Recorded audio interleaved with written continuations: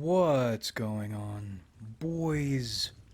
Today we're going to be talking a bit about life stuff, particularly dealing with people and the sort of person you have to become to deal with people, and the consequences of becoming that sort of person. My new job or jobs have been trying. I thought they headhunted me because they'd seen my work in the community and thought I would make a good fit. It turns out they headhunted me because they really hate my previous employer. And it wasn't a unanimous thing. Not just between the knot of organizations that make up my position and responsibilities, but also among the individual boards themselves. I didn't know the boards hate each other, hate the local government, and the local government and much of the community hates the one particular board that hired me, which they didn't even have the authority to do because without my knowing, they shut the other boards that were supposed to be part of the hiring process out. Because, as it turns out, they are uncoordinated, deceptive bullies, taking all sorts of nasty little measures to get their way, but I didn't know that starting. Now, I had a feeling the board that hired me was split about me, and their getting me was sort of a strength pull move. But I was under the impression I had 3 supporters, 2 ambivalents, and 1 opponent. But that didn't bother me because I thought the people who backed me a lot, and I went above and beyond for those people because I was under the impression they were backing me. Liked my work ethic, were going to take care of me. And when people take care of me, I try to take care of them. For instance, we needed a new cleaner. But because of organizational infighting, each separate board didn't want to pay together for one cleaner, so each board now has to pay a cleaner substantially less money. And it's dirty, shitty cleaning at weird hours with abrupt changes. So you might have to come in tomorrow at 4 a.m. to clean an entire facility for $15, let's say. Nobody's going to do that. Maybe some people will apply and try to get in, but they won't get the money they want. They won't take pride in the facility because they're just the cleaners. It's not like their livelihood is depending on this because the hours are too inconsistent to build a living off cleaning it. So you're going to get people who come in and clean poorly or don't come in at all, which has been the track record. So, in my trying to help them, I offered to clean at that reduced rate, at those odd hours, at the level of cleaning the facility needs because I take pride in my facility, and I wouldn't charge them for any cleaning I did on hours during slow days. And it seemed like a no-brainer to me because I had been cleaning that facility when I was juggling multiple part-time jobs, and they seemed pleased with my cleaning. And then, beyond that, I did a bunch of little things nobody else had done in there. Polished all the wood, windowsills, everything. Mop and glowed the floors, got nice wax. Set up a little kids library slash activities corner out of my own pocket because while we tend to deal more with adults, when kids do get in there, they're stuck there for hours with nothing to do. Lots of little shit like that trying to make things better for customers and for our organization. But then, at one of the board meetings, my two it turns out I have only one real supporter. But they waited until the people I thought were my two for sure supporters were not there, and then they gave me 2 hours of how I'm doing an awful job, how I don't care about customers, how I'm greedy, how I don't communicate enough, after having received advice from other board members that I should not be communicating as much as I already was communicating, how I shouldn't do this even though I got approval for it from people sitting in that room, how I'm not doing that even though I was instructed to do something else, and hey, your pay might get cut $8,500. But we don't know.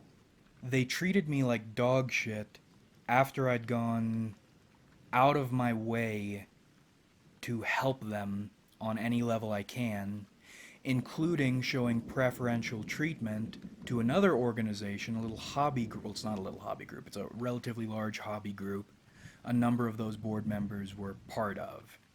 And they didn't do what they were supposed to do. Cleaned up after them and didn't complain because I wanted to help. And then afterward, one of the supporters I thought I had found out about it and didn't do anything. Just sat there, got cold, and hasn't backed me, as far as I know, in any way since then. And the one guy who is on my side, I think, who isn't really socially attached to any of the people on that board, can't do anything because he has no power. I felt furious at first, but that feeling gave way to a feeling of helplessness and betrayal. And I was emotionally shot for about 2 days afterward, which surprised me. I mean, I could still do my job and everything, but I was really out of it. Because if I'm doing my absolute best and I'm treated as if I'm doing the absolute worst when I know for a fact I'm not, how am I supposed to make these people happy? It's not even, I can't even focus in on specific goals because each member has their own different goals. And instead of taking out that frustration with a lack of coordination on each other and coordinating, they take it out on me and do nothing.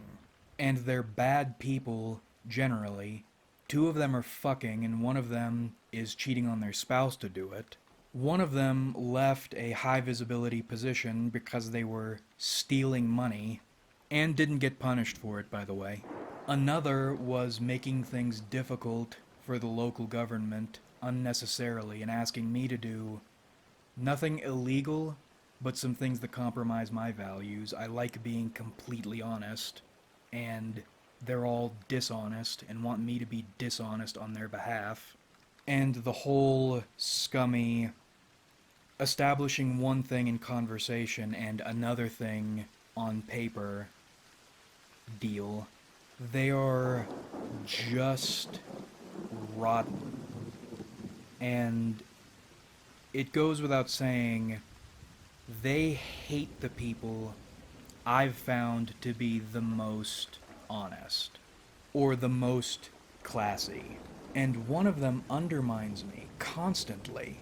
I can't even do the job I've been hired to do without one of the members, who can't even write at a 3rd grade level, has fucked up a number of contracts, can't do math, coming in and screwing shit up without my knowing. Only for me to find out once it's too late and I have to eat shit for it, 'cause things got changed behind my back. Anyway, one of the things, they wanted a different cleaner because I was doing such an awful job. So I hired a cleaner. The cleaner doesn't clean amazingly well, but they've been on time, including abrupt changes and weird hours. So, of course, the board starts fucking hassling them. And then what happens? 6 in the morning on a Sunday, an hour before we have clients in, cleaner calls me and says they're not going to show up. So I have to rush in and try to clean an entire facility in an hour. A large part of me wanted to say, fuck this and fuck them, I told you this was going to happen. But, unfortunately, I hate the idea of leaving people hanging over petty shit they have nothing to do with.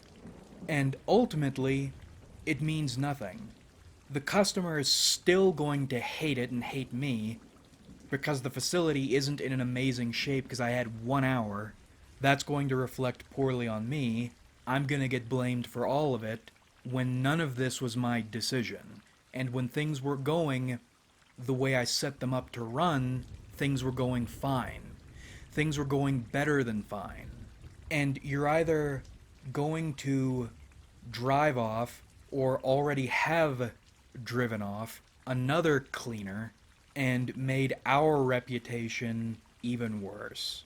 And these are all just smaller examples of a larger stew. My other board and I get along great because I have one point of contact, one direction, and appreciation. Any appreciation. And as it turns out, I get along with my local government contacts well, too. And I'd say I get along well with about 50% of our customers. About half of them and I get along famously, actually. But there are many people in the world who just want problems. They want to put you in a difficult position and hurt you. So while I think my personal and professional reputation at large is intact and improving, ever since that ambush pull up curtains event, I've had to close off my heart even more than I had previously. While I've compartmentalized enough to keep functioning and trying to strive beyond, even despite everything, I feel bad inside. Is this what being a man is supposed to be? One author wrote, "People will not act honorably unless they are made to act honorably." And unfortunately, that view is backed by experience. So where are you left when you realize you really can't trust anybody? Even people you think you can trust will monkey around with your livelihood carelessly. What are you left to do? My approach has become to shut my soul off from people, as many people as possible, as much as humanly possible, while still trying to act in a way I find honorable. Trying to do the right thing. Trying to do right by people. And I walk around feeling like I have hot coals in my gut, weights on my head, and film over my face. I'm still operating at what I feel is a well-functioning level, but inside I feel like I'm disintegrating. And this all frustrates me, especially because I almost left. I almost got a better paying job with all the security in the world. Maybe that's not real. Probably it isn't real. but that's the way it looks. But I didn't take it for a few reasons. It would be an exceedingly high pressure job in the office and outside the office. Everything is stringent. You have work to do when you're at home. And while I could make myself do that, I'm not prepared to chain myself to a lifelong type career that strictly.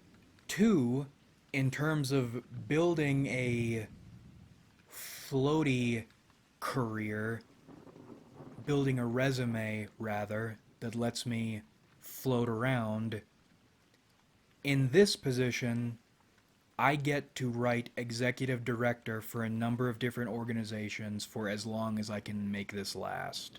Now that I've been in the driver's seat, even though I haven't quite been allowed to drive, I like being in this sort of position. I like being able to make decisions and coordinate with people. I'm not sure I'm ready to become a drone again unless I know I'm going to be happy. And then three, I am learning a lot here. I'm learning how people who make decisions operate. They are dishonest people. And you can know that by observing decision makers, but it's different when you are dealing with them firsthand. Now, I am almost certain I could use my contacts to get myself a government maintenance type job, and that would pay a lot less, but I would be working with people who I like. At least I think. Because you can't let yourself hope. But when I say less money, it would be a lot less money. Where I live, it's a strange place. You're either very rich or very poor. There are almost no middle class type jobs. I lucked into one. If I jumped into that lower paying position, I would barely be able to pay rent and pay my bills, and I'd have almost nothing to save. But I wouldn't have to deal with snakes, at least like this. Or would I? Would jumping into this position, I think, would make me happier. Just make me as miserable or more miserable, except now I don't have money. I have a weird thing about respect. I want people to appreciate me as much as I appreciate them.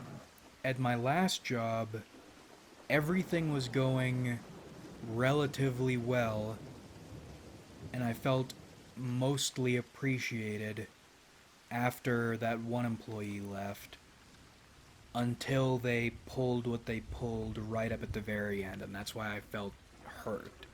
But they were never this bad. But the trouble with positivity and negativity in terms of people is negative energy people have infinitely more motivation and energy to enact negativity than positivity people do with positivity. I suppose the essence of what I'm getting at is I feel exhausted knowing I can't get close with anybody, can't experience camaraderie with people. I have to make myself harder than I am, but unlike the dumb young man movement memes, making yourself harder doesn't make you strong. It makes you safer from gunfire, but vulnerable to suffocation. And that's just what life is. You keep uncovering deceptions, both from people and from modern myths. So you keep making yourself harder and savvier until you realize there's nothing real worth living for aside from the hope you might find something real and worth living for, even though you have never found it. And relief from that pressure and those burning coals is brief and random. Once every 2 weeks, you get to feel good for 30 minutes out of nowhere at the most inconvenient time, at a time you can't really enjoy the relief you're feeling, and then it's gone as quickly and as randomly as it came. And that's about the size of it. Well, one other thing while we're sitting here. Connected to the greater point, but not woven in well. For a long time, I suspected my charges were showing up instead of my conviction anytime anyone did anything background check related with me. And I tested it, and that is absolutely the case, except it doesn't show my conviction. At least the check I ran, it shows only my charges. I suspected the state was going to keep its boot on my throat for a long time, had already been doing it, but I didn't realize they were doing it like that. And I started a company that is probably going to go nowhere, but we'll see. I hope it will. It's already proven a strong conversation piece, another good reputation builder. In essence, life right now feels like accelerating down a one-way street faster and faster and faster with nowhere to turn off. You can get as good as you want, but you are still trapped within the confines of your street of reality. But that about rippity wraps this one up. I hope you enjoyed watching, because I certainly enjoyed making it. Haven't made a video in a while. Have felt too empty to do much of anything other than exist. Like if you enjoyed, because it helps me out a lot. Subscribe if you haven't, because we do this shit sometimes. And comment your thoughts, because I love hearing from you. What are your experiences with people, or hardening yourself? What is your myth you tell yourself about how things are actually good if you just look at them the right way? Or are you fortunate enough to have been in that life somehow? Let me know. Thanks again for watching my video. Really, we have a lot of fun on this channel. So much fun. In fact, you can put it on a wireless charger and let it charge up. I wasn't on the wireless charger craze until I tried it, and now I have one. And it's a lot of fun. You can charge up your phone wirelessly. That's so much we have on this channel, and I look forward to doing this with you guys again in the future.